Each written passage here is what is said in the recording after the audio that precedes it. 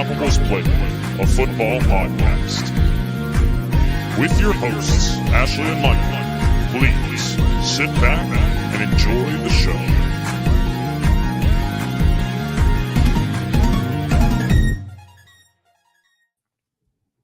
Hi, everyone, and welcome back to the Undroppables Playbook, a football podcast presented by the Undroppables, sponsored by Analyst Depot. I am your host, Ashley. This is my lovely co-host, Michael Duncan. How are you tonight?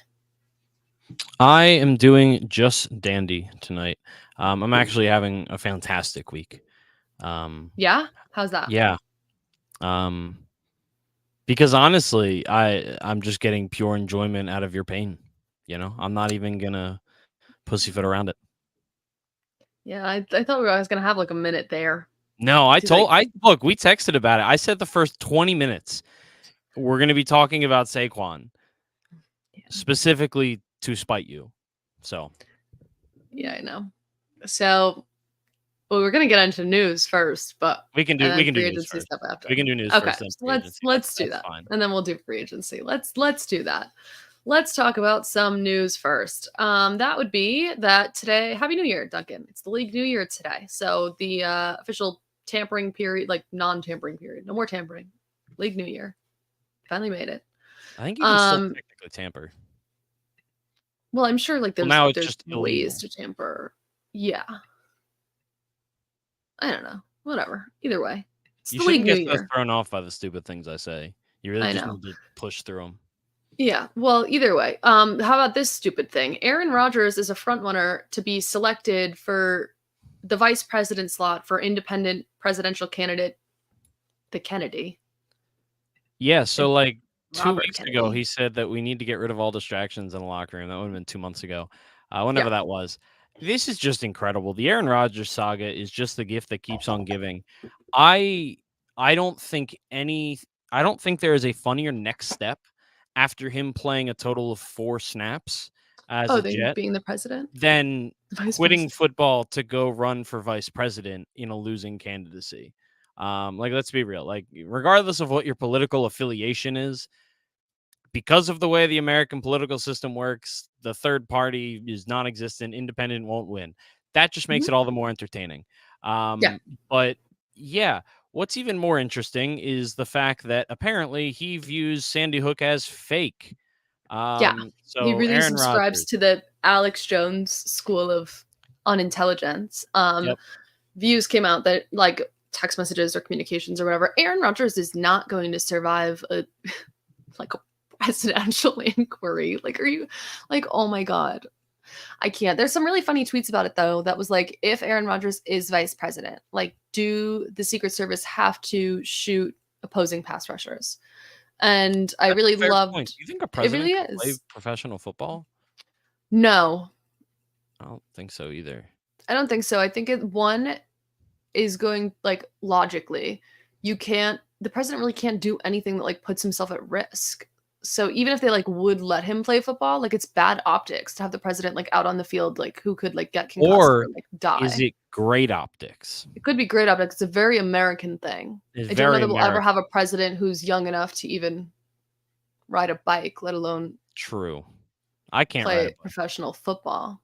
Do you not know how to ride a bike? Are you joking? Okay. I learned like 4 times, and then I kept forgetting. So that whole like riding a bike thing that never applied to me. How do you forget to ride a bike? How to ride a bike? I would go. I didn't like it, so I would go like a year without riding it, and then my mom would be like, "Hey, do you want to ride bikes?" I'm like, "I don't know how." She'd teach me again, and then I'd go another year without doing it. So, okay, we can talk about this later. Either way, the next best tweet was, "Oh, does this mean Zach Wilson is like third in line for the presidency?" Loved that. That was great. Yeah, that would be something. Hilarious. That would really be something. Is it bad that I would rather have Zach Wilson be my president than Aaron Rodgers? No. Okay. I think that's more logical. Glad I'm not alone there. No. Great. Like you have like the whole Mormon thing, but like he went to a Mormon school, but he's not like super Mormon. Yeah. I also would prefer, not too hot of a take, hopefully, my leaders to not think Sandy Hook was fake personally. So there's that. It's asking a lot these days. Yeah. Either way. unfortunately. I'll give you a moment here because we didn't get to talk about it. We were obviously on our postseason break here, but Jason Kelsey officially announced his retirement. Yeah, an all-time Eagle. Played 13 seasons after being a 6th-round pick in 2011. Played 13 seasons. He's second right now, I think, in most games played for the Eagles franchise. He was the longest running active start streak in the NFL. An incredible person, an incredible leader. Really just not a bad thing to say. A true Philadelphian. At the end of the day, and yeah, I watched his press conference. If you haven't watched the press conference, regardless of whether or not you're an Eagles fan, Yeah. like I'm biased. He's one of my all-time favorite players. He immediately goes into the conversation of the Mount Rushmore of Philadelphia athletes or Eagles. But that is one of the best retirement press conferences I've ever seen. It was heart-wrenching. He spent the first 5 minutes just trying to stop crying so he could get out a word. I was sitting at work watching it. It was not pretty. It started at 1. I had a meeting at 2. I went into that meeting and I told my boss, I was like, yeah, I'm not okay. I'm not good for this. Like, it's not going to go well, whatever. But seriously, an incredible player. The Eagles are going to miss him. We'll talk a little bit about the on the field stuff, as the offseason goes, and also when we hit the free agency talk, because I do think that's important to note. Yep. There's very specific things that I think some people might be overlooking. But regardless, just an incredible person, an incredible personality. I think he's a first ballot Hall of Famer. He's tied for the most first team all pros for any center of all time. Yep. And the way he was used as a weapon on the offensive line. That's where I was going to go. In the way that very few offensive linemen have ever been used. He was a center mixed with a fullback. And yeah, he'll be a first ballot Hall of Famer. And I can tell you that I will be there. And I can't wait for that speech, because right now he's 2 for 2. He's got the Super Bowl speech and he's got the retirement speech. I can only imagine the Hall of Fame speech is going to be quite a sight to behold. Yeah. I also think he just changed the landscape of the outlook of what it meant to be a center. Like one of the most well-known centers, and genuinely how he played football changed the way people viewed what the center position could be. And we saw value kind of increase on the center position when we saw how different it could be played, not just as traditional as it once was. And like you said, just genuinely, we haven't met the guy, but seems like such a really good person. And I'm excited to see what he does after leaving football. He loves his family. He's great on New Heights, and I think it'll be really interesting to see. And yeah, it was a really great speech. I was welling up, and it was so special. People in the Eagles facility sat down, and there were in the cafeteria with the TVs on, and everyone was it was no one was even speaking. The only sounds that were happening was the press conference and tears. You could hear people tearing up. So it's that says a lot about who a person is, not just as a player. That if it was just an organization sad to lose a player, that wouldn't happen. That shows how truly touching it was. He let his trainer wrap him for his interview.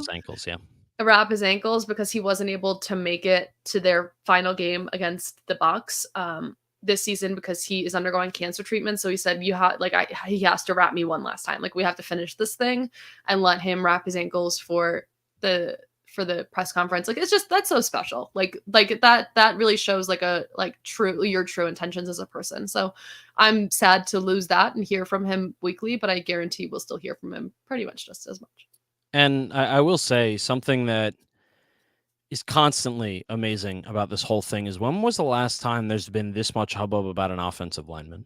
Even in Philadelphia, where, I think we have very passionate fans, we have very loud fans. We love our offensive linemen. We love Lane Johnson. We loved John Runyon for years. We love Jason Peters. Brandon Brooks was another guy. We often have very good offensive linemen. We've always loved our offensive linemen. And even when you think of the best offensive linemen that have played in the past 30, 40 years, I can't think of one that has ever had this amount of Hoopla. love from the entire NFL community. Like Mhm. he is, it just doesn't happen. It Yep. truly it doesn't happen. So it's really cool to see it. You saw people from all avenues of the NFL world Yep. commenting on it, and it really just goes to show the impact that he's had on the game and the impact that he's had on the people in it. So really cool. 62 will never be worn again. That's not Mhm. official, but I feel very safe saying that no one will ever wear 62 again Yep. for the Philadelphia Eagles. All right, on to the next. There have been some new rule proposals from NFL teams. I'll go through a couple of them right here. The Eagles submitted a proposal to require game clocks to display tenths of seconds during the final 60 seconds of each half, similar to how basketball does, like moves really fast. So I think you and I were talking before. I was like, is there a specific reason that you know of that, like why the Eagles are the ones bringing this forth? And you had mentioned that you just think it's partially accuracy. Yeah, why the Eagles are bringing it forward, I don't think there's a specific like, oh, this happened and it screwed us type thing. Honestly, Yeah. the Eagles have been, and I don't think I'm not saying this as like a brag as an Eagles fan. Like Mhm. they're always on top of this stuff. One of the other proposals is the chance to instead of an onside kick, it would give the teams a chance to maintain possession on a 4th and 20 play from the 20-yard line. This is Mhm. like the 4th year in a row that the Eagles have proposed that rule change. They're the reason Yep. that teams are allowed to have third or one alternate helmet color, which is Mhm. allowing for the Kelly Greens and the Tampa Bay creamsicles. The Eagles are just always proposing crap. Like Mhm. I don't have a good reason for it. But it's stuff that like logically makes sense. Like I have a weird feeling that there's some guy in the Eagle, like, because obviously it comes out as Jeffrey Lurie proposing these rules. It's an Yeah. owner thing. There's definitely some dude whose just job it is to Yeah. just like what isn't a rule and what should be. Should be. And you're just going to sit around, you're going to Google it for a while, and you're just going to give Mhm. Jeffrey Lurie a list of the most obvious ones. Yeah. Because that's what it feels like every time they propose a rule change. I'm like, that's not a rule already. Yeah. Or it's like, oh yeah, that makes total sense. But yeah, I think it's just for accuracy Yeah. purpose. I mean, same reason it would be in basketball. Yep. So The next was the Colts submitted a rule change proposal to permit a coach to challenge any penalty called on the field inside of 2 minutes. Now, this one's really interesting because it's obviously an idea that's been floated a lot. But I don't know how confident I am in something like this getting pushed through. I do think owners like would support this, but I don't know that the league is like actually open to doing that.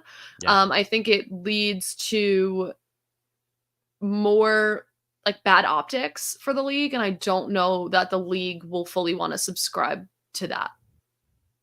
yeah, they're cowards. Yeah. So I Um, like the idea of it. Like I would support that for sure, but I don't know that it actually like works and how well it would be implemented. yeah, I have no faith that the NFL could implement it No. effectively because we've No. seen them trying to implement the ability to challenge flags on the field, Mhm. and that lasted like 1 or 2 years on like a probationary period, Mhm. and then it got taken away. The game is already being so slowed down because the refs Mhm. just don't have their stuff together. And doing something like this will put more attention on it, like exactly what you said. I do think it'd be good for the game, but I also just, even if they do approve it, the ability to implement it is also very important because you need to put it in a way that would be inoffensive to the game. It needs to be the type of thing where like, because what's interesting is you're not even allowed to call a challenge inside 2 Yes. minutes. So this would be Yep. the only thing you're challenging. So that in itself is interesting. But again, like you need to do it in a way that it can happen sort of fast. Yep. It needs to be like a really clear and obvious type of thing where they can just look at it, be like, yeah, we missed that. Or you need to have more dedicated people that are looking at things and are ready to give a ruling instantly or near Mhm. instantly, which it's not part of their process already. So implementing something like this in their not so great process would just probably cause more harm than good, even though I Yep. agree that it's something that should probably be an option. Yep. I know some other ones that were floating out there that I don't have like actual confirmation if a team put them forth or not was the fumble through the back of the end zone rule, which last I saw, reporters were like, there's not really much traction here because it doesn't happen so often. So the fumble through the back of the end zone leading to a change in possession. I know people were speculating that there was going to be talks about that in the rule change. Did you see the one, or did I imagine the one that says you need to report that you're doing an onside kick? So there's been a lot of talk about the whole onside kick thing. I haven't seen anything solid come out for a couple weeks. There's a lot of talks about what the proposals might be. I haven't seen an official proposal other than the one the Eagles gave, which they've given every year for the past couple years. But there's talk of like moving where it's at. There's talk of implementing the XFL rules, which is lack of a running start. There's talks of only being able to do oh yeah, that might have been a recent change. I'm not sure. Only being able to do onside kicks like in the last 2 minutes of the fourth quarter, stuff like that. There's a lot of different things that have been floating around about it. I haven't seen anything solid in terms of yeah. I remember seeing a tweet that was like, you have to declare to the other team that you're doing an onside kick, which is kind of crazy. Dan in the comments is saying that I think that's already a thing. Oh, weird. Okay. Could be wrong. I'm not sure, to be honest. Maybe we are.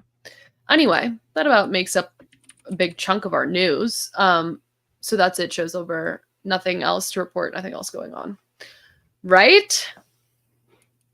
Right. I don't have to talk about it. You keep talking. I'm reading about the onside kick rules. Oh, I was just saying that the show's over so that I don't have to talk about what you want me to talk about in the next. Okay. Are we starting with running back then? No, we can start with quarterback and then we'll get there. Darn. Okay. No. All right. It's NFL free agency. Plenty of free agents, plenty of places to land. And it really 32 started of them, out. Actually. I know. Well, it's really only 31 for the first 2 days of it. Dallas only recently became a landing spot, so. Yeah. Yeah, so I still consider 31. Well, technically 30 if you were coming from somewhere that well, I guess not. You can jump. Go back, but if I jump, I'm landing where I took off.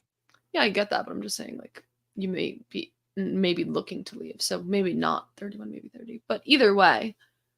Well, but also nobody wants to go to Cleveland. We still have to count it as a possible landing spot. Yeah, I know. It's like a haven for not good people. Except for, we can start out with a quarterback, except for Jameis Winston, who's now Brown. He signed a 1-year deal, $4 million. I actually really like that one. I just really like Jameis Winston, and I really don't like Deshaun Watson. I really don't like Deshaun Watson. I don't really have a better way to say that. And he also stinks and has not played very much. So I like the idea of seeing more Jameis Winston. Yeah, I mean, That's about it. I think this is one of the least offensive things they could have done to Deshaun Watson in terms of a backup quarterback, because he's Jameis Winston. And at the end of the day, he's a backup quarterback. Yeah. He's fun and exciting, but also he's a backup quarterback. They didn't go out there and I think if they had signed a Jacoby Brissett, I think that's a little more. They're not exactly shouting their faith in Deshaun Watson from the hills. Obviously, if they sign Kirk Cousins, that's a different problem. Yeah. Gardner Minshew maybe puts a little more pressure on him. Russell Wilson, of course. Baker would be hilarious, but yeah, they went with Jameis Winston. It's Deshaun Watson or bust. They're admitting that, and that's that's what happens when you sign a contract that you sign him to after trading all you did to trade for him. So you make a deal with the devil, you have to lie down. All right, you want to talk about the big one first? Do you want to go to the little ones and then do the big one? Let's do some little ones. Okay. You mentioned Jacoby Brissett, so do you want to talk about that one? Because I also am a fan of this one. Jacoby Brissett returns to where his NFL career begins with the New England Patriots. This is after they traded away Mac Jones to the Jacksonville Jaguars.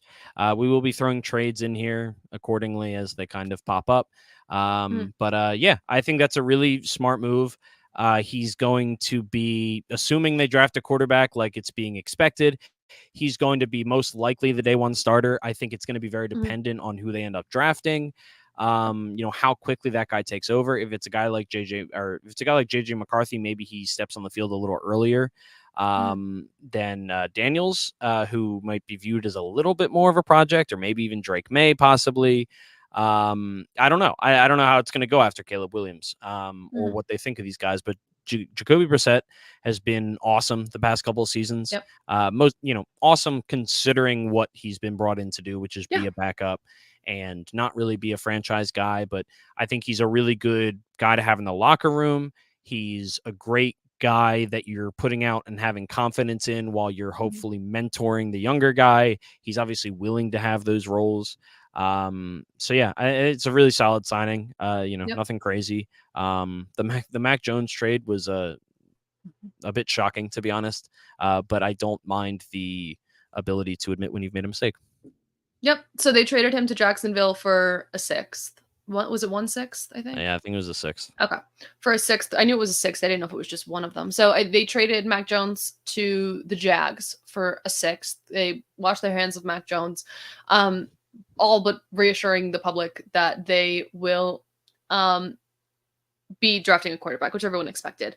But I think this is really good. It adds a veteran. It still adds talent, and it kind of reminds me of like a very comfortable like safety blanket, because while it is no longer Bill Belichick's team, like he does have history here and kind of knows how it runs. So being able to be back in the same building, be comfortable with where you're at, I think is beneficial to having someone who you're hoping be a leader and a mentor. You're not just kind of being like, hey, come here and you don't know how we run, but teach that guy how we do. Like, I think it's really beneficial for the future. And I think it's a really logical choice for the Patriots. And speaking of logical choices, Baker Mayfield re-signs with the Bucks, 3 years, $100 million. I think the Mike Evans re-signing and lack of him leaving in free agency kind of screamed to me that this was most likely going to happen. Yep. The Bucks overall, you'll see a trend as we talk up and down the positions. They've made a point to re-sign their own guys, and Baker earned this deal. I don't know how the money lines up, but it definitely, in terms of like in comparison to what Geno Smith got last year, but that's what this deal kind of reminds me of. It's, in my opinion, the best version of like a midway quarterback contract. Midway meaning you're not paying the guy Jalen Hurts money that's resetting the market, or you're not doing Daniel Jones, which is paying him more than he should get, and it's still too much. But you're also not signing Jacoby Brissett for 1 year, $8 million to maybe start games for you. I think this is a healthy way to approach it because Baker was really good last year, all things considered. And he seemed to recapture some of the magic that he had earlier in his career. He was good for the locker room. The team loved having him around. So really solid signing from the Bucks, I think. Yeah. I'm looking at the dead cap hit. I think this is his new contract. And there is like a potential out after the first year, but the year 3 would be the easiest out. Like right before year 3 would be the easiest out for them. I also think it's really good it's beneficial to the team as a whole because you nail down a guy without having to sacrifice your future on it. Because you're not paying $1 million and you're not trading picks for a quarterback. Well, but they you are also paying $1 million. They're paying $100 million. You know what I mean? You're not paying. This is like the one time where you can't say, "Oh, they paid $1 million." We just said Jacoby Brissett's making $8 million. I know. So bad term. Either way, they're not paying an arm and a leg for a quarterback, leveraging their future on him on a mid-tier quarterback. It's the best way to do a mid-tier quarterback, like paying them. And you still give yourself options for if you wanted to draft a quarterback in the future, like in the next year or two, you can still have his presence there, or you just move on and there's still a way to do that. So I think that was the smartest way to play it. I don't think you had much other shot here if you're the Bucs. I agree. Some other like kind of mid-level-ish ones. Joe Flacco for the Colts. It's going to be a good backup and safety blanket for Anthony Richardson after he missed most of last year. Tyrod Taylor to the Jets. The same thing. He always finds weird ways to become the starter of a team. So if Aaron Rodgers decides to go be the VP, good for Tyrod, I guess. Sam Darnold to the Vikings. He doesn't have to move. True. We will talk about the Sam Darnold a little bit more later. Drew Lock to the Giants, 1 year, $5 million. I think a good, solid backup quarterback. Mason Rudolph to the Titans. Couldn't possibly care less. Gardner Minshew to the Raiders for 2 years, $25 million. He's He's going to compete with Aiden O'Connell, I guess. I'd rather them do that than spend a crap ton of money on someone that's more or less the same. I mean, 2 years for Mhm. 25 million is basically nothing. I don't think that either him or Aiden O'Connell are really the answer. But at the very least, Gardner Minshew is going to sling it. He had a good season last year.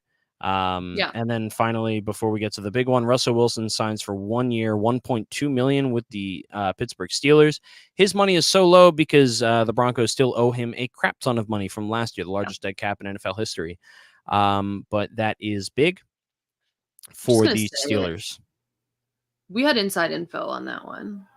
We did, and by We had we, inside info it's on more that you, but yes, you did text me that you had inside info, like one. During the Super Bowl. during the Super Bowl, saying that he was Mhm. going to be going to the Steelers.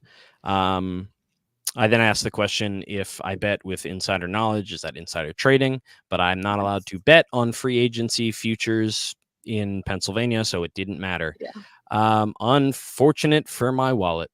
Yeah. But yeah, really interesting. We haven't seen the Steelers do this type of move at Mhm. quarterback in a very long time ever. I'm not really sure. I can't honestly remember too much about pre-Big Ben. But since Big Ben, their quarterbacks have more or less always been the ones that they've drafted. So Yep. going to be very interesting to see what Russell Wilson has left, especially after losing Deontay Johnson, who was traded to the Panthers. Yes. But finally, I that do brings like us. the idea of him with George Pickens, though. I think I that's do as well. fun. I do That's as well. fun. But that brings us to the big one. Do you want to tell us where Kirk Cousins went? As if everyone doesn't already know. Big Kirko. He ends up in Atlanta with the Falcons, where they sign a 4-year, $180 million contract. They pay the big bucks. They get the big whale of free agency at the quarterback position. Yeah, I mean, Kirk has gotten so much money. Dude, I saw someone tweet, like, does Kirk Cousins walk into these contract negotiations with a bomb vest on? I don't know. Like, does Kirk Cousins roll up in a suicide vest? Be honest. Like, I get it because it's the quarterback position, and I Yes. get it. The amount of fully guaranteed contracts that he got from the Vikings just to leave is really funny, especially after I believe like one playoff win. Really kind of insane. Or maybe it might even just be one playoff appearance. I don't remember, but really funny. But suddenly the Falcons look really interesting. They look really they had a great defense last year. They've got a lot of really good players on defense. And then suddenly their offense, which really just lacked any type of consistency at the quarterback position. You've got third-year wide receiver Drake. Is it third year, second year? It's third year. Third year. Wow. We are that.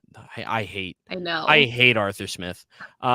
Because it's third year of Drake London and the fourth year of it's the fourth year of Kyle Pitts. Fourth year of Kyle Pitts. I hate Arthur Smith. Holy crap, I feel like we're right he on this wasted one. him. Yeah, you got both of those guys. You got Bijan Robinson going into his second year. Yeah, because it was Bijan. It was Bijan. Yeah, Kyle the was year before it drafted was in the Drake London, and then Kyle Pitts. 2021. Yep. Yeah, wow. So you've got a really stacked offense when it comes to skill players with no quarterback, and now suddenly you've got Kirk Cousins, who, yeah, he's going to be recovering from a pretty serious injury, but he's never been. He's not Lamar Jackson out there. He's always been he always puts up stats. Look at Justin Jefferson. So the hope is that with a really, really great defense and really good weapons on offense and not Arthur Smith being the head coach, that the Falcons could take a giant leap forward this year.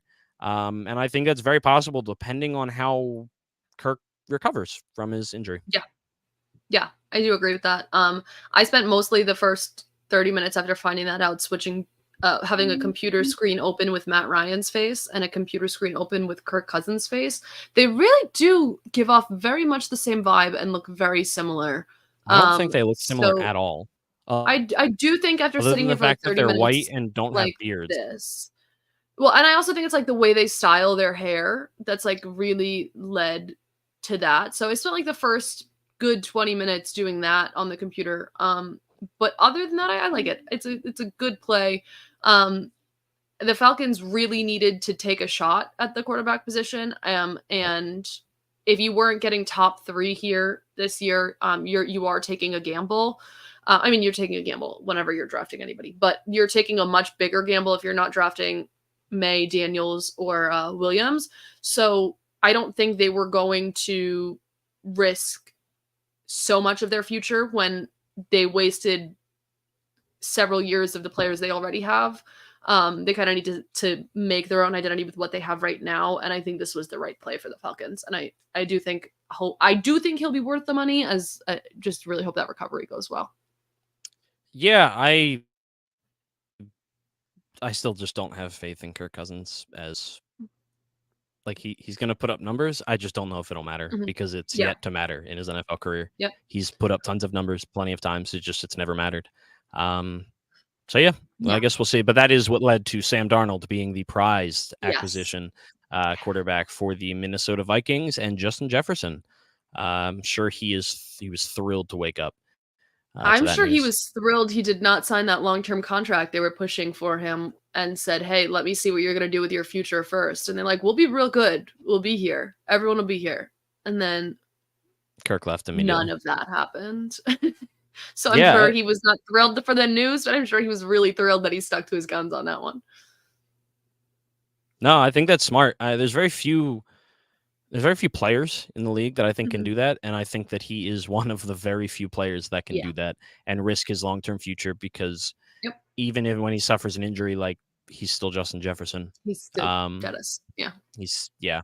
So, all right. And with that, we move on to the running back position.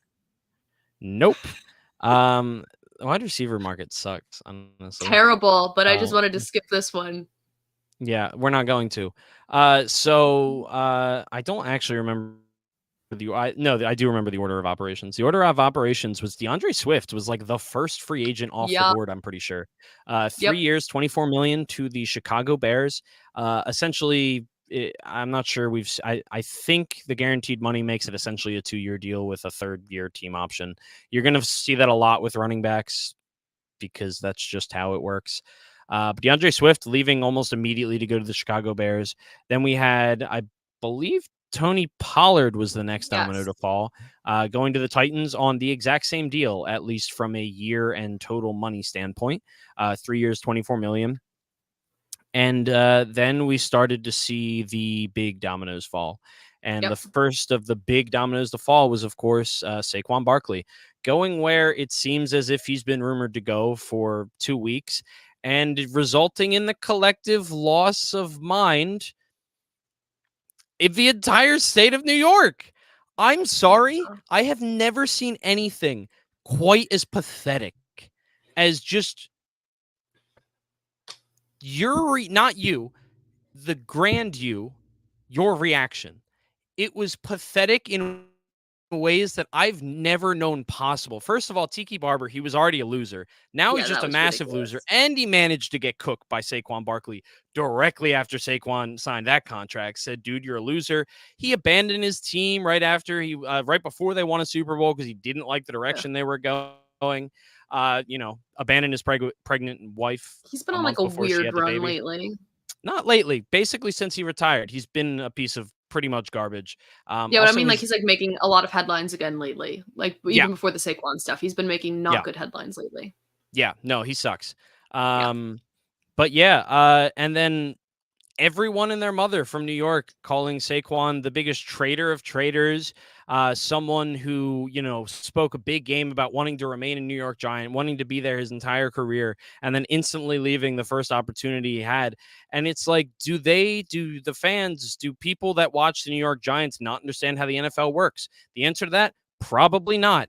But to expand on why that is even a topic of conversation, the Giants did not offer him a contract in this entire process. Since he got the franchise tag, they have not offered him a contract. How is he supposed to stay with the Giants if he doesn't get offered a contract? I don't know. Maybe we'll find out next week on Tiki Barber's show how he was supposed to stay without being offered a contract. I'm going to take a break. Would you like to say anything about it before I get to the actual impact of the Eagles? Yes, I would. So I don't even know if you actually mentioned the number there. No, I didn't. That's a 3-year, $37.75 million deal for Saquon Barkley. So here's my general thoughts on it. One, I I understand the emotional factor of it, because that was my first response of it. Like, I didn't go that far, but like the emotional response, like, well, that really fucking sucks. And I don't think it's calling him, like, I think the traitor aspect, I would never call him a traitor. I love Saquon Barkley. I love him as a person. I would never call him a traitor because he left the Giants. I think that was the right move for him and also the right move for the Giants. I would not have paid him that money personally. So I understand that. Like on a football level, totally, totally cool with letting him walk. It's the fact he went to the Eagles. That's the part that feels traitorish, but I get it's the NFL. You go where you make money, you go where you'll be appreciated and think you'll have a role. So I get that. To me, the logic aspect of it is, or the emotional aspect of it is, this team hasn't really had an identity in a long time. Like our identity left when we lost Eli, and even then, like it felt like that was already on its way out when he was leaving. Saquon like was the heart and soul and identity of this team. And that to me is where it stings. So that was the big factor for me, was like I did have like an emotional response to it of like crap, but I get it and I understand it. And personally, yes, it is a loss for us, but I would not have paid him that money. And the Giants have to spend their money better than that and have plenty more to do on both sides of the ball than spend their money there. Yeah, we were talking beforehand, and I said that I think the Giants have had a great free agency period, and I agree with that completely. Yep. I agree with everything you just said. And sorry, go on, because I know No, I'm you're right. not going to Sorry. stop talking once I I go. know. So that's just why I wanted to get one last thing in. So I had Dan Schneider talks about the Giants. He had tweeted out about the Dan Brian Schneider? Burns trade. Like the owner? Dan Shiner is what Okay. that's how I pronounce it. So he had sent out a tweet about something we'll talk about later, a trade the Giants made. And somebody had said, like, from the outside looking in, it's the right move, but Saquon signing with Philly is a move that I'm sure triggers an incredibly emotional response from Giants fan that it's hard to think logically about everything else the Giants have been doing. The trade about losing Saquon, that is the perfect way to sum up how that like whole first day around it went. Was like I can't, like, it's an emotional, like it's triggering an emotional response. I can't really like feel logical about, well, the Giants did this, like they spent their money here. Like now that you calm down and you look at it, like I get it, but the first day was hell. Well, and the second day, and today, Mhm. and probably at least twice during the season. But they are interested in looking at Boston Scott. Don't worry. That's I saw that. It's hysterical. Yeah, so a couple things here, because I know I've been very outspoken against the idea of valuing running backs in a certain way. And so this has really tugged on my heartstrings, because first and foremost, Saquon's a Pennsylvania guy. He was a guy, obviously a star at Penn State. He went to Whitehall High School, which is, not overly far from where I'm at. He's I can't really say he's a Philly guy, but he is a Pennsylvania guy.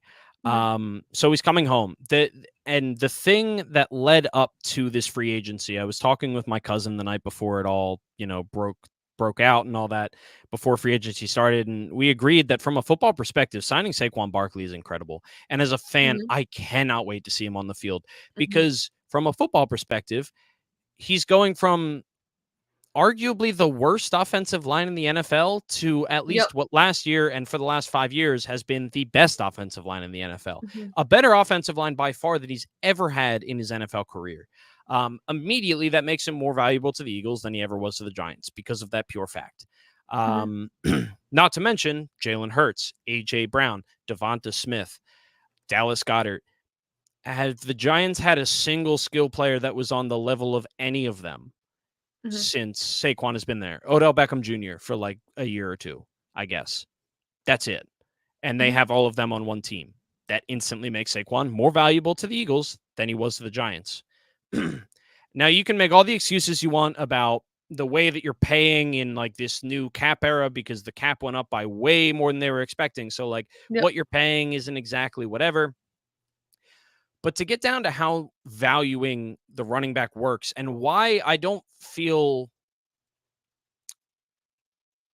terrible about this. I'm not saying it's a slam dunk, because I think the Eagles are very I've given them like kind of a B minus overall in their free agency because I think they're taking risks. But the reason I like this risk, generally speaking, is because where I've particularly had issues with valuing the running back is the draft. The reasoning being because if you take Bijan Robinson at the 8th overall pick, what are you not getting? What's the opportunity cost? The opportunity cost would be Jalen Carter, a future all-pro defensive tackle. When the Giants took Saquon, it was possibly a quarterback. It was a top flight wide receiver. Like you're losing out on a top 10 prospect coming into the draft to get something that is very easily replaceable. Yes. All things considered. If you have a top flight one, they obviously have value, but still the replacement value of that over what you're giving up is the problem. Now, the Eagles didn't draft Saquon Barkley. What they committed to him in terms of resources is essentially a 2-year deal with an out in before the 3rd year that would result in not that big of a cap hit. They basically are committed to his age 27 and his age 28 season. They signed him to a 3-year, $37 million contract. That is most comparable to the contract signed Gabe Davis, 3 years, $39 million, and Darnell Mooney, 3 years, $39 million. Both wide receivers, one to the Jags, one to the Falcons, and Saquon Barkley is making less than both of them. So the way that I'm viewing this is, what is the opportunity cost of signing Saquon Barkley? Now, maybe it's a Justin Simmons. That's obviously a different conversation, but if you're looking at just the most comparable contracts, that's the equivalent of a 3rd or maybe a 2nd wide receiver. Saquon Barkley has more value to the Eagles, who 2 years ago were the number 1 run team in DVOA, and even last year on a down year were the number 5 team. Saquon Barkley has more value than either of those 2 players. So the opportunity cost isn't nearly as much as if you drafted a guy 8th overall, 5th overall, 4th overall. It's a completely different conversation. It's still risky. But they also didn't give up any draft capital to get him, like the 49ers did with Christian McCaffrey. And if you're looking at what's the possible impact that he can have on the team, you have to talk more about what Christian McCaffrey could possibly did for that team and what Saquon could possibly do for the Eagles, not only because of his pass catching ability, but his ability to run routes down the field and also be the best pass blocker that this team has had, and they've been sorely missing for years now from the running back position. So all that to say, it's risky. It's a little bit scary, but I think it's more likely to pay off for them than it doesn't. It's also something like you're taking a risk on. He got hurt, but like he was like touted as a generational talent and was incredibly special and incredibly dynamic.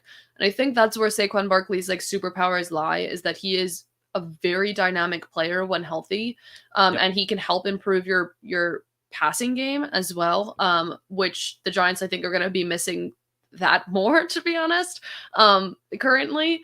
But that's what you're taking a bet on. You're not taking a bet on I don't want to say like a Derrick Henry style, like a harsh hit the ground runner. Like you're running in a dynamic offense that runs on at least 3 different facets at any given moment, and you're trying to add a player who can be incorporated in each of those facets. And that's where I think it's you're willing to take the risk if you're a team. And what you said about like the offensive line, like yes, the first time I see him in Eagles uniform, I will like throw up in my mouth a little bit. But because I love Saquon Barkley as a human being and like what he like does for the communities and everything, I love that he's going to a better situation, right? Like that he will have a better offensive line, that he'll have probably a better time than he would with the Giants. His life is about to become monumentally easier. That guy like definitely took like the first deep breath he took in 4 years. Like yeah, the day because they can't like even if the Giants had a good offensive line, they still have no wide receivers.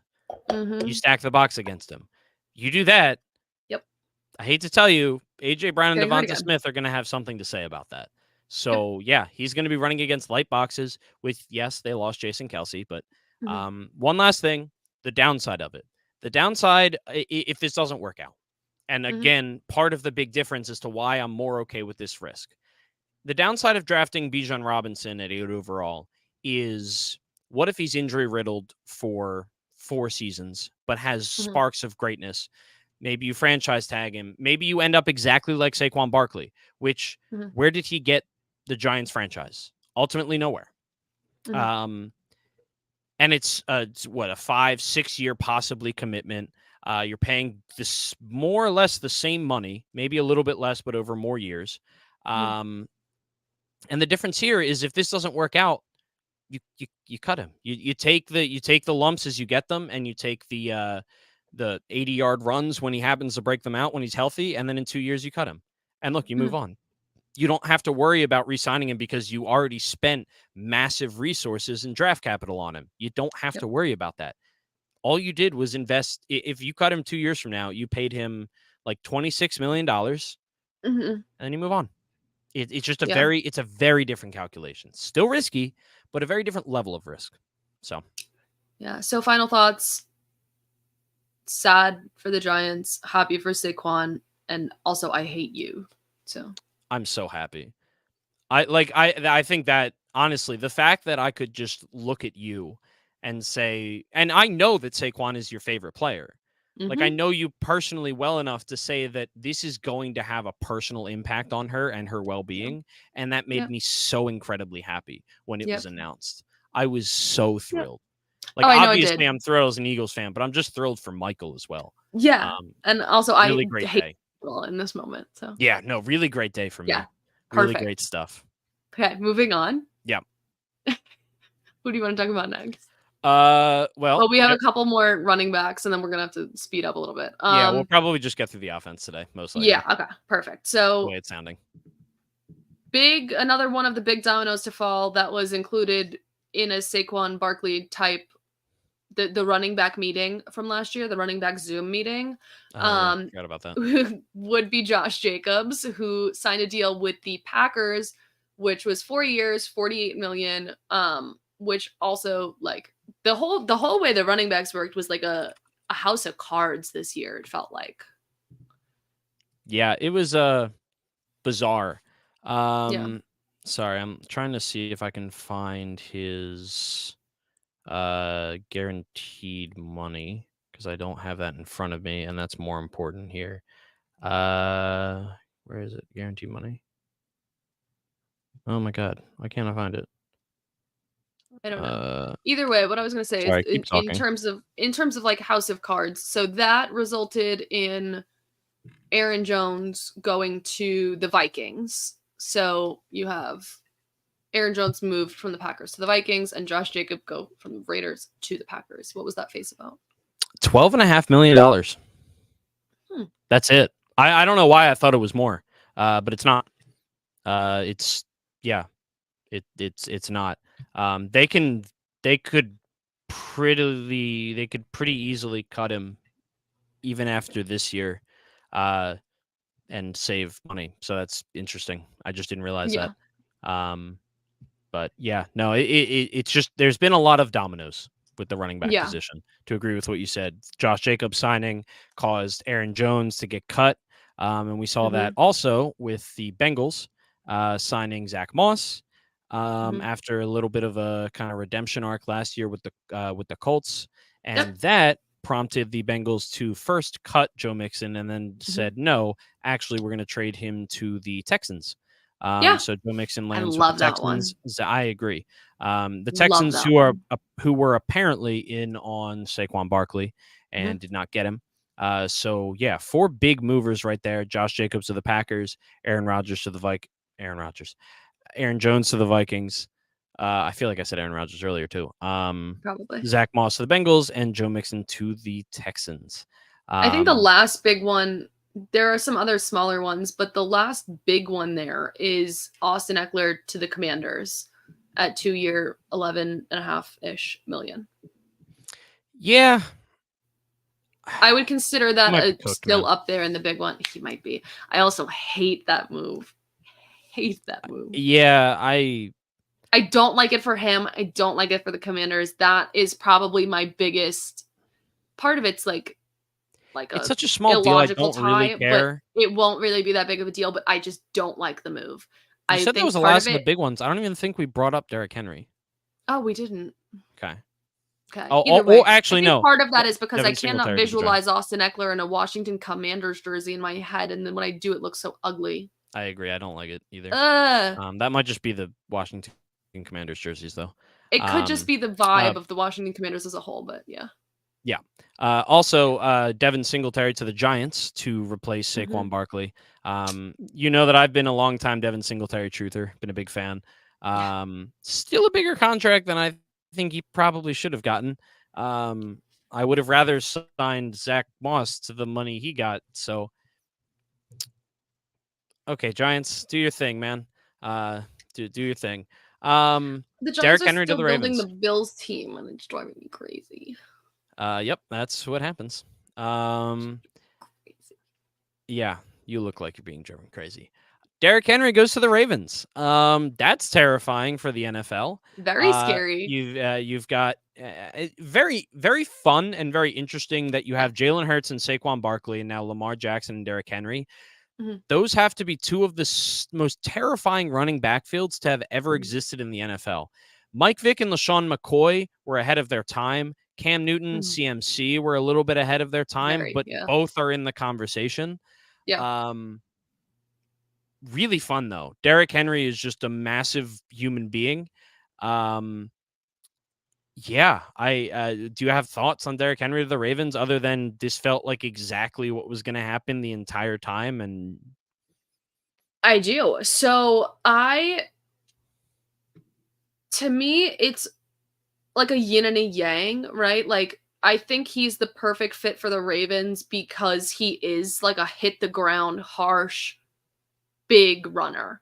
And I think that's very beneficial for a Ravens team, a Ravens offense that has seemed a little bit smaller, right? Like just in size and like what they put forth. Well, yes, they're a scary offense. They're fast, speedy, and like get ya type of guys. I don't know how to like they'll like little that like that. So this is a guy who's much bigger, jitterbugs? much more imposing. Sure, sure. Much bigger, much more imposing, and I think it's a really good like yin to Lamar's yang on the running game, and I think it's going to work out really well. And obviously, the Ravens had sought after him for some time now, and they finally get to land a deal there. And it seems like a very, very mutual love in this relationship between the two. I've been rewatching Avatar: The Last Airbender, so when you said yin and yang, the only thing I could think of were the moon and ocean spirits. Shout out to like the 4 people that know what I'm talking about. Actually, that's not true. Avatar: The Last Airbender is one of the best shows of all time. Huge. Plenty of people have seen it. Not I me, guess, but plenty. well, yeah, you're a moron. It's fine. It happens to the best of us, Yeah, except not me. couldn't be. No. Yeah, really fun stuff. 2 offenses I'm really going to look forward to seeing next year. The Yeah. Ravens and the Eagles, seeing how their new Yeah. running backs work their way in. Yep. And then Antonio Gibson goes to the Patriots. I want to know your thoughts on that one, Meh, if you have any. I don't. Patriots fans are like kind of like it. It's fine. I like Antonio Gibson. I think he was weirdly underutilized for the past 2 years. But he's going to the Patriots. I like Except for Ramondre that like one Stevenson better. moment during a game where you'd be like, "Oh my god, he's still there. Yep. He's still alive." Yep. And then he would go missing. He went from being compared to Christian McCaffrey to nothing. To this. So whatever. I'm not really excited for offensive weapons in New England until I see something that will make me excited for offensive weapons in New England, I guess. You mean in offense at all in New Yeah, England? that So just too. like That too. offense, period. Like Yep. they don't even need weapons; they just need one to show up. Exactly. Just like one, maybe a few. Yeah. All right. I think that about does it for running backs, correct? Yeah, I would Okay. say so. On to wide receivers, where T. Higgins was franchised by the Bengals. On the franchise tag for him would be 1 year, $21.82 million, and then he requested a trade. He said he doesn't want that. Yeah, I did. I saw a really funny tweet. I always forget to like favorite these or Always, you never but save them. very the funny ones because I just see them, I laugh and I scroll while I'm at work. I mean, not while I'm at work. Never. No. But it was something along the lines of like, it's a good thing that T. Higgins requested a trade because it would really be a problem if he demanded one. And it's just like, it's very polite way of doing it. And I was like, I never really thought about the difference in that, the way of saying it, Yeah. but that is a really funny difference there. So The etiquette of trade yeah, requests. it's like Yeah. I'm politely requesting it rather than Yeah. demanding it. It's like, all right, well, we don't have to worry about it. He's only Yep. requesting it. Yep. All right. So on to two very good deals for both the players and the teams with re-signing. So Michael Pittman stays with the Colts on a 3-year, $70 million contract. Well I think earned. that was so well earned and really smart on the Colts' part. Obviously, there was chemistry there when they had Anthony Richardson there, and even through the ups and downs with quarterbacks, Gardner Minshew with the issues with the offense later in the season, he still showed out and was showing himself to be up there in the top tier of wide receivers. So really good for him. And also up there in top tier wide receivers is Mike Evans, who we talked about earlier, decided to stay with the Buccaneers on a 2-year, $41 million contract. Yes. Quick I think thoughts both on you. are. I'm glad Michael Pittman didn't Which have to Mike? test free. Yeah, Which I realized Mike? when I said that. Well, I'm glad Pittman didn't have to test free agency. I think he really Mhm. showed his value this past year. I think he was a little underrated for a period of time there, but I think he's just a really, really good wide receiver. Maybe he's not that like pure alpha level, whatever, Mhm. but I just think he's gonna have a long career doing Yep. really good things and being a good football player, which So is reliable. boring, but like you need it. And I think Needed. for Anthony Richardson in particular, that's very important. Yes. Yep. It's important to keep him around. So I agree. All right. This wide receiver market kind of sucked. yeah, can I just do a couple quick hitters Please. before we get to Yeah, the big please. one? So we got I already mentioned Darnell Mooney going to the Falcons and Gabe Davis going to the Jags. Gabe Mhm. Davis was obviously a very fun player, a very exciting player that a lot of people had high hopes for that have kind of fizzled out, but I think he's going to see a bigger role in Jacksonville, especially with the departure of another wide receiver. He's going to pair up with Christian Kirk. Darnell Mooney, I like him. He's going to be like the third wide receiver for the Falcons, maybe the backup, maybe the second. I forget who else they have. Mhm. Kendrick Bourne stays with the Patriots for 3 years and too much money, $19.5 million. Mhm. Don't really get it. Noah Brown stays to the Texans on a 1-year deal. Matt Collins to the Bills on a 1-year deal. Devin Duvernay goes to Jacksonville as well to pair up with Gabe Davis. 2 years, 8.5. Isaiah McKenzie, the joystick, goes to the Giants. He's coming from the Bills, correct? Yep. Yep. A player that I like, a player I did not realize was already hitting free agency somehow. I thought he was like in his third year or something, but he's not. And really, I think probably the second biggest and most surprising move of this entire free agency wide receiver market was Deontay Johnson being traded to the Panthers. Yeah. He was traded for Dante Jackson, and then they swapped a 6th and a 7th. That's great for Bryce Young because Deontay Johnson is very good at getting open. He's very good at catching the ball. And he gives just a very clear number one target. It's going to be a young quarterback's best friend for the Panthers. Really don't understand what the Steelers are doing. You just signed Russell Wilson. You have George Pickens. I love It's the George rift at the Pickens. end of the year. I guess. It's But the crap that went down at the end of the year. 150%. What happened with Deontay Johnson? He was just like literally not really participating much. I thought that was George Pickens. No. Oh. That was he would like literally like they would be things would be happening right next to him and he'd walk that way. Oh, I really need to go back and watch the. I think I'm right YouTube. there. I think you're right too. It's just very odd to me. He was like checked out at the end of the season. I just want to know what their plans are. They have George Pickens and basically nothing else. They have Pat Fryermuth and the other tight end that they drafted last year out of Georgia. Super talented, but kind of unpolished guy, really big. Completely forget his name. Really interesting. Not really sure that's going to go for the Pittsburgh Steelers.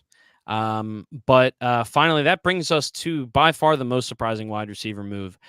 It was Calvin Ridley, who most people were expecting to stay in Jacksonville because assumed he was waiting for the official start of free agency because that would have required Jacksonville to only send a third to the Falcons, not a second, because of the re-signing versus signing a new contract, whatever.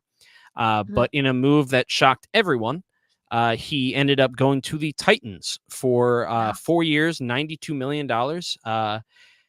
So as a fun little story aside, we're going to take a trip down memory lane back Let's do to a whole 2 years ago in the offseason leading up to the draft. The Philadelphia Eagles had a deal on the table to trade for Calvin Ridley from the Atlanta Falcons. They were very excited, and the Falcons were like, you probably shouldn't do that. He's about to get suspended for gambling. And the Eagles were like, okay, sounds good. Thanks for letting us know. That was very nice of you. But they still want a wide receiver. So what do? Well, they take a look around the league and they see that the Tennessee Titans do not want to pay A.J. Brown, their stud star wide receiver, homegrown, developed talent at the ripe age of 24 years old. They did not want to pay him 4 years, $100 million, $25 million per year. That was the going rate at the time. That was what he expected to get. That is what he got with the Philadelphia Eagles once the Philadelphia Eagles traded for A.J. Brown. So great. Okay. That ends up getting their general manager fired.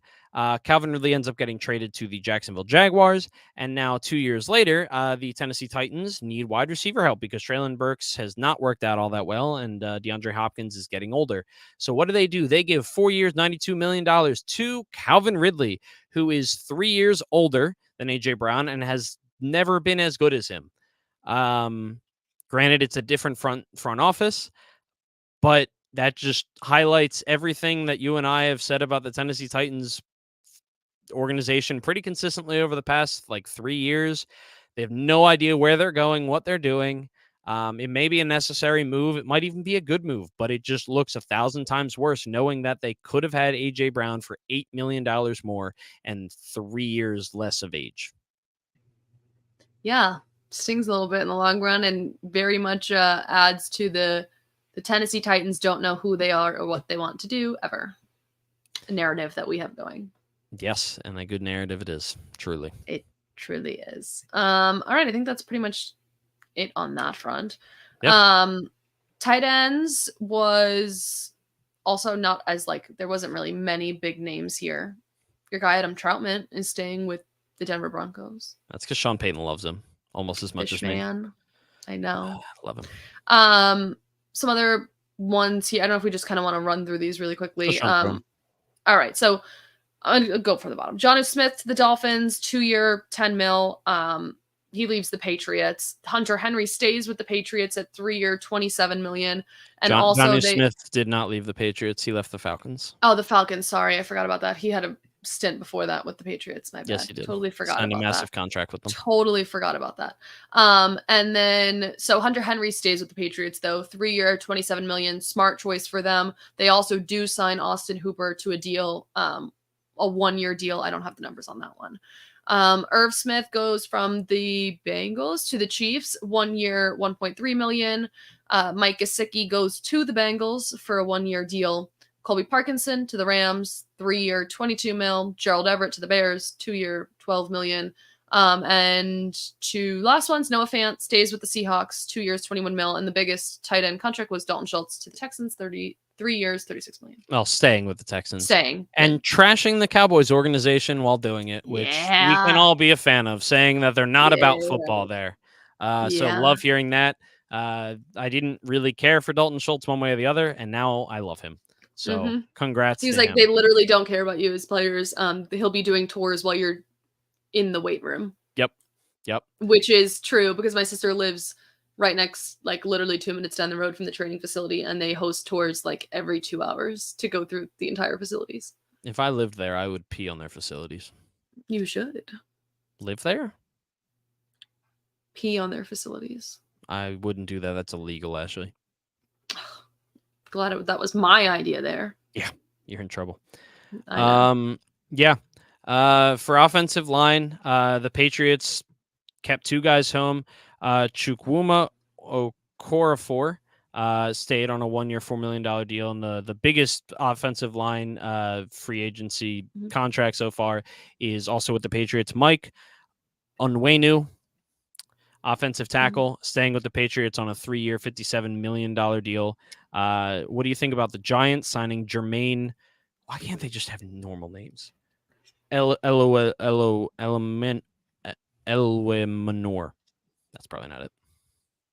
Jesus, I think you butchered that one. Yeah, I started thinking it gets bad. Literally anything the Giants do at any offensive line position, I give a thumbs up to. They're You shouldn't, trying. because they are Trying. very bad at it. I'm Yeah, they're not saying this is a terrible at bad deal, this. but like I would not say that, oh, they did something with the offensive line, 2 thumbs up. It's like, no. That No. has not worked out well for them. Maybe Yeah, they I might be know. better doing the Cowboys weird thing where they don't have an offensive line. It's just Ezekiel Elliott. That will forever stay in my head, like, as such a clear picture. Yeah, I think it's fine. I mean, it's nothing huge, but I think it's good talent that you can get at a all right price. Fair enough. It's Yeah, subjective. some decent guard contracts. I think the biggest one was actually a re-signing, though. He wasn't even a free Mhm. agent; it was an extension. Landon Dickerson stays with the Philadelphia Eagles. He becomes the highest paid guard of all time, earning $21 million per year on a 4-year deal. He deserves it. He's insanely good. Yep. He wears number 69, which is exciting. And he's going to buy a new lawnmower. That was the takeaway from the press conference. He's planning on buying a new lawnmower. And then today he tweeted out a picture of his lawn from like the sky, and it's really impressive. He makes Love very that. good lines. So Robert fan of Hunt Landon got big Dickerson. money too. Yep. I think Ezra Cleveland did as well. Yeah, Ezra Cleveland was 3 years, 28 mil. So when you do like the math, it's pretty similar. Yeah. Lloyd Cushenberry was a big deal too as a center. That's 4 years, 50 million. I'm just looking at the numbers on those ones. But yeah, there's still a decent amount of I would say offensive line right now is the biggest one with a lot of players left with places to go. We've seen a lot of offensive skill positions kind of get, wiped out now, which happens almost always in free agency. Like the skill positions will go first, then they'll go for, the trenches. So I think offensive line still has a lot of news to break and places for people to go. But obviously next week we can discuss defensive side of the ball because there have been some big ones on that. So obviously we'll get into plenty. So next week we can give, an update on if any big things happen on the offensive side of the ball, but we plan to chat with you about defense and some Brian Burns talk. New York Giant Brian Burns. New York Giant Brian Burns. He was in the building today. You know who was in? Nope, don't care. I don't even know if he was in the building, so I'd be lying. Don't care. Saquon Barkley is a Philadelphia Eagle. Being Did you hear that? affected by all, not affected. I'm gonna send you a jersey. Don't do that. I really want to. Don't. Would you wear it? No. Why not? Because I'm not gonna wear an Eagles He's jersey. great. Are we going to a game this year? I don't know. We have to go to a game this year. It's probably a conversation for off the pod, though. Yeah, but I'm just saying then we can tell them we're gonna go to a game. We're gonna go to a game. All right. Sounds like that wraps us up on offensive free agency. Duncan, any final thoughts? If not, where can we find you? Final thoughts. Saquon Barkley is an Eagle, and I revel in the pain that brings my co-host.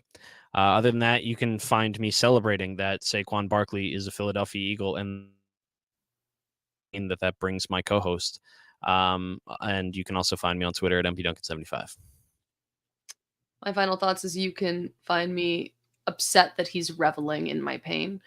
And you can find me really, really far down the rabbit hole of the missing princess. So if you need me, I'll be really busy doing some internal investigations into Kate Middleton. If not, you can find me on, I'll also be talking about it on Twitter at Ashley_Marie with 2 A's and Ashley, me, Duncan, and the entire Undroppables crew on our Discord channels, which you can get access to by becoming a patron at patreon.com/theundroppables. Plenty of big things to come for the playbook for the Undroppables as a whole. So we hope you'll join us. Hopefully we'll have some fun news for you soon, but we look forward to seeing you next week to discuss the defense. And I hope you enjoy the next crazy couple days of free agency. Say it with me, Ashley. Go Birds. No. Oh. You're supposed to end it there. Go Birds. Bye.